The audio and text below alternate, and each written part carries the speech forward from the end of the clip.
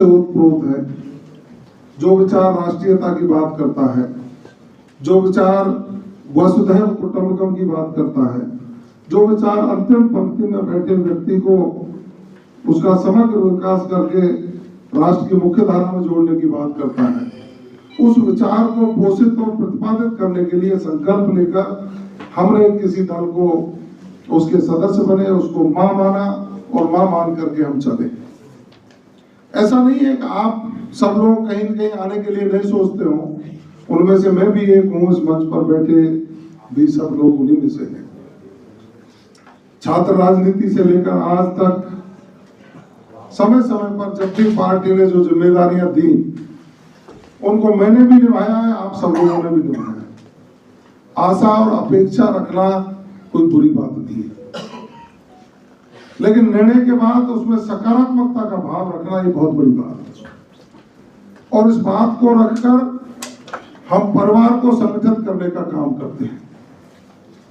आज जो भी कोई जिलाध्यक्ष बनेगा उसके ऊपर सर पर ताज होगा कि वो संगठन में सब लोगों को साथ लेकर के चले। मतभेद हो सकते हैं, मनभेद नहीं होंगे, और मनभेद नहीं होंगे तो निश्चित रूप से आपका हमारा सबका सम्मान बढ़ेगा। हो सकता है बहुत से लोगों की व्यक्तिगत पहचान हो, लेकिन 99% लोगों की पहचान इस भारतीय जनता पार्टी की वजह से है। हमें कई शादियों में भी निमंत्रण ज्यादा आते हैं, इसलिए आते हैं हम किसी पार्टी के पदाधिकारी हैं। उनको विश्वास है कि उस दल के पदाधिकारी हैं कि हमारी समस्याओं का समाधान करेंगे। सरकार में, केंद्र में है, राजस्थान में है, किसी व्यक्ति को हम अपनी बात कहेंगे तो वो हमारी बात को आगे पहुंचा करके समाधान करेगा। तो जिसकी वजह से आज हम हैं, उसका विचार और उसका सम्मान जिंदा रहना चाहिए। वो जिंदा रहेगा तो हमारा सम्मान स्वाभाविक रूप से बढ़ता है। उसके लिए हम और आप सब काम करने वाले लोग। आज देश की अनुकूल परिस्थितियां हैं। कोई कभी सोचता था धारा 370 हट जाएगी, कभी सपने में भी नहीं सोचा किसी ने।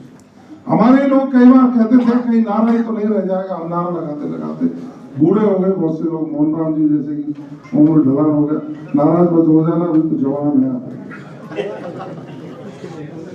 किसी को विश्वास नहीं, लेकिन वो हो पाया आपके विचार के कारण, आपके वोट के कारण। देश के प्रधानमंत्री के रूप में जब एक मजबूत स्तंभ को चुना गया तो यह सब संभव हो पाया। कोई कहता था राम मंदिर बन जाएगा,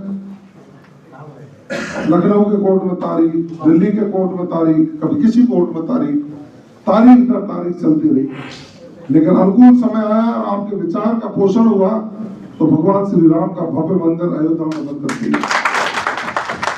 महाकाल का कॉरिडोर बने, बाबा विश्वनाथ का कॉरिडोर बने, मथुरा की चर्चा चालू हो गई जहां भगवान श्री कृष्ण का जन्म। ये तभी संभव हो पाया है जब हम एकजुट होकर उस विचार को पोषित करने का काम।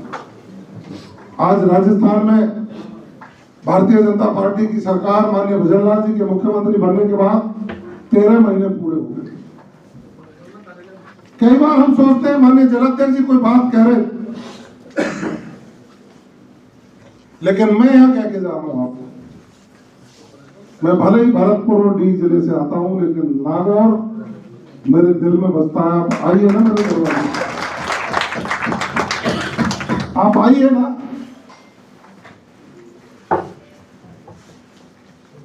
हम माननीय भजनलाल जी सरकार के एक अंग हैं,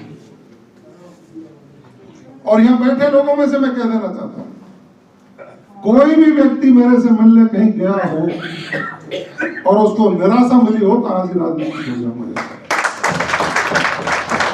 हर व्यक्ति को एक तराजू में नहीं बोला जा सकता।